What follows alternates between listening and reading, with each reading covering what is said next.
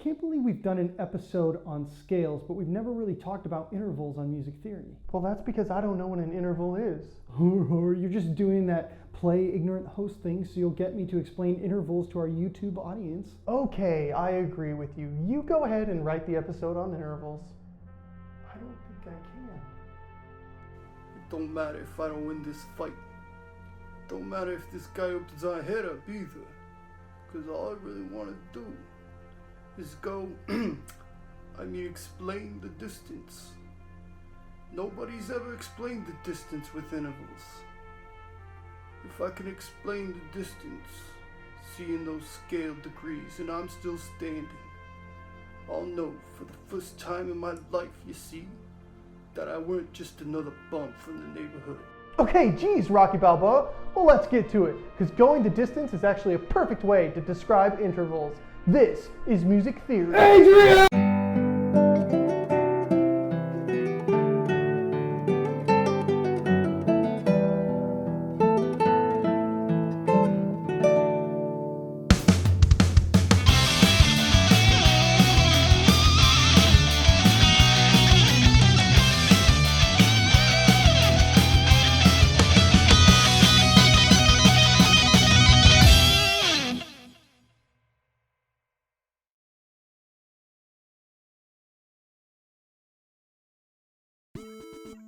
Hi, I'm Sean Bassett. And I'm Ian Bassett, and we are the Bassett Bros. And today's episode is about intervals. Simply defined, an interval is the distance between two pitches.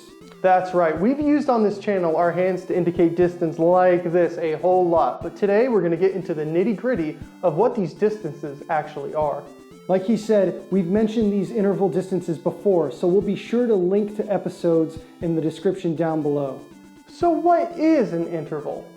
Well, like I said before, it's the distance between two pitches. That's right, and there are two types of intervals. Melodic intervals are when you hear two notes in succession, like this. How the heck did you do that? Chaos magic. A harmonic interval is when you hear two notes at the same time, like this. Seriously, how did you do that? Still chaos magic. Okay, well, both the intervals you just heard have specific names. The first one, that melodic interval, is a major third. The second one, that harmonic interval, was a minor sixth. But why do we name the intervals this way? For starters, let's talk about intervals using the major scale. We can call this the major scale method since we've already had an episode explaining what the major scale is, and most of you folks out there are familiar with how the major scale sounds. If we start with our tonic, in this case C, as the number 1, the next note D would be 2, the next note E would be 3, and so on. Here's how the entire scale looks with numbers associated with each of the pitches. We only go from 1 to 8 because there are 7 distinct pitches in the major scale, and 8 is the octave. Remember, an octave is the same note, but its frequency is doubled, hence it sounding the same, but higher in this case. Let's get back to the scale at hand. If we count the half steps between each of the notes, they're inconsistent, aren't they?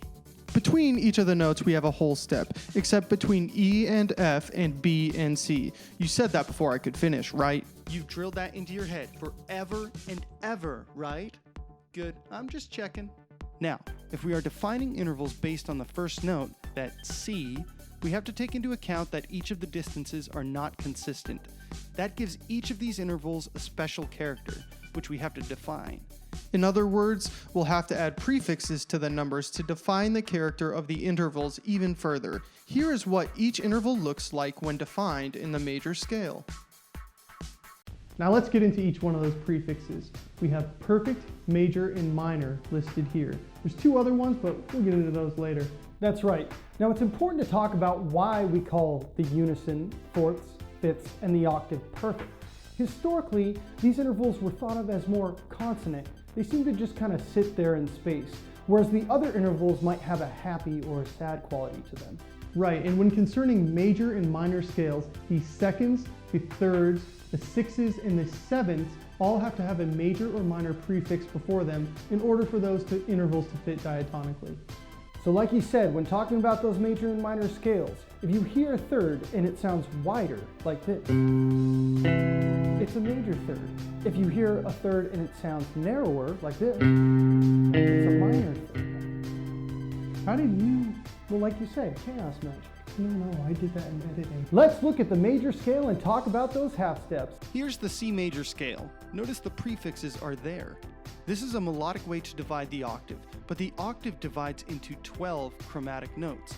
We skip over lots of these notes to get to the sound of a major scale rather than a chromatic scale.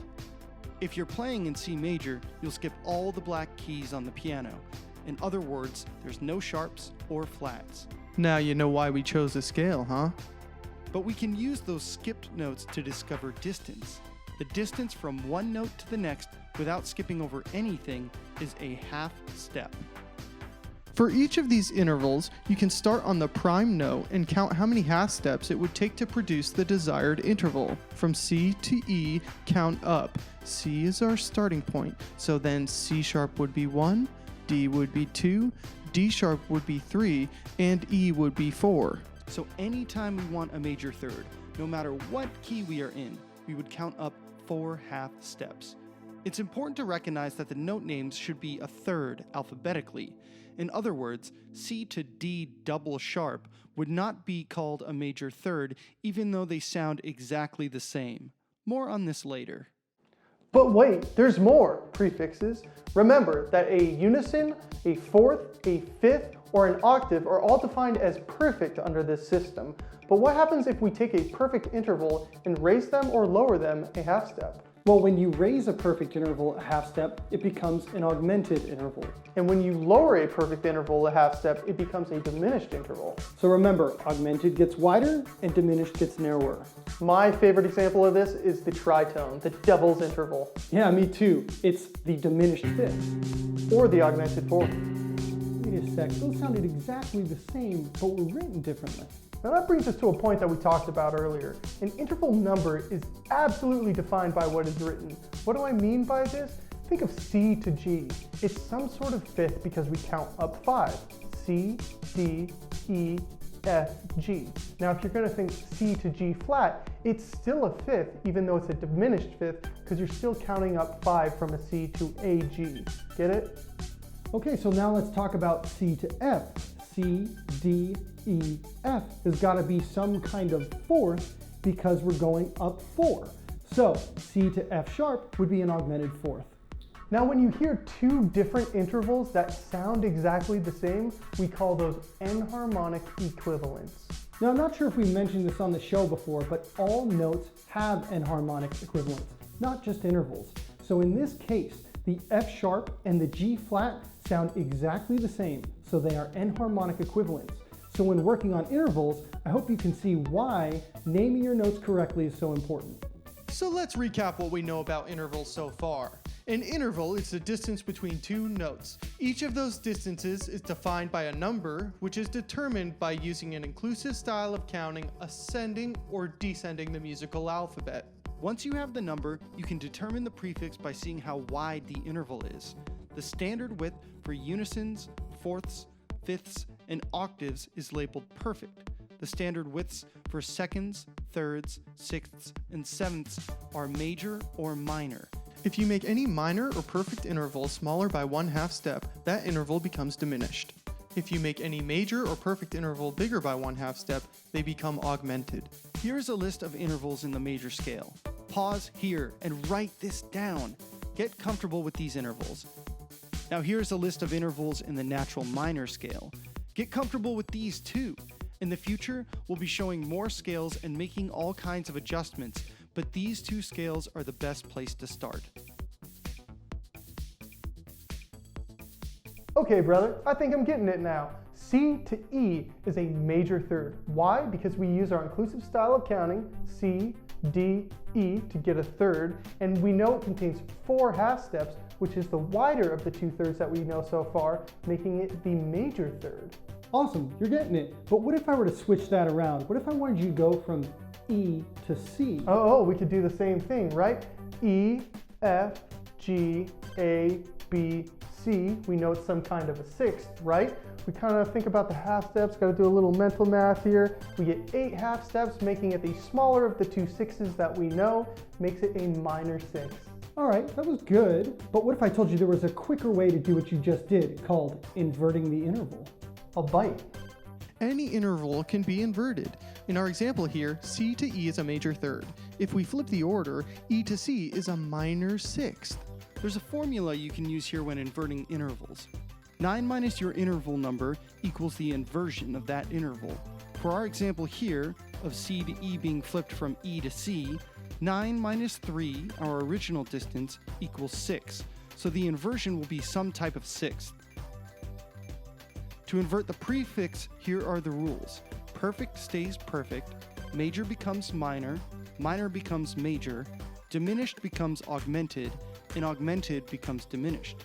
Our original interval was major, so the inversion, according to this process, will have to be minor. Therefore, we have a minor sixth when going from E to C.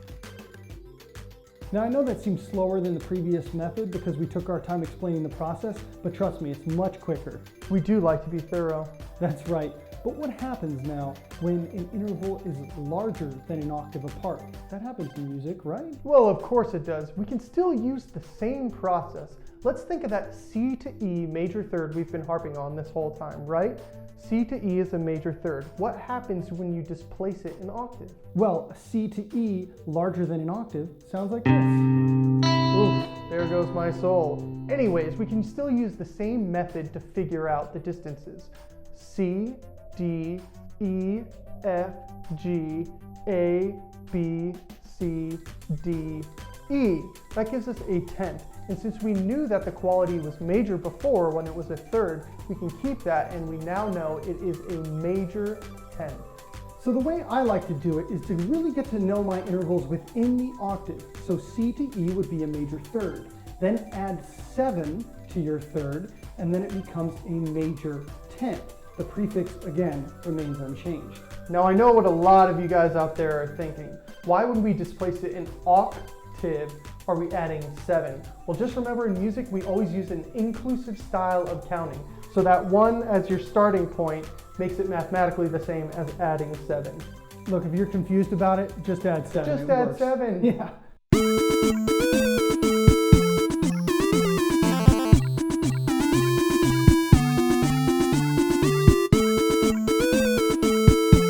Hey everyone, thank you so much for watching this episode of Music Theory on Intervals. Be sure to visit our website at www.thebassettbros.com. And check us out on all other forms of social media such as Instagram, YouTube, which you're already on, Facebook, and such. And be sure to subscribe to this channel right now. Subscribe to Do this it. channel and check out our new logo. Thanks everyone. See you later. See ya. But the easier part of the lines that I wrote. I kill you, Sean! We've done an episode. Don't have my guitars. Explain it and stuff. I should watch Power Rangers movie. Acting. Will, you gotta be in the shot. Come here. Okay. Will. No. Up. Will, you're not in the shot. This is gonna be harder than expected.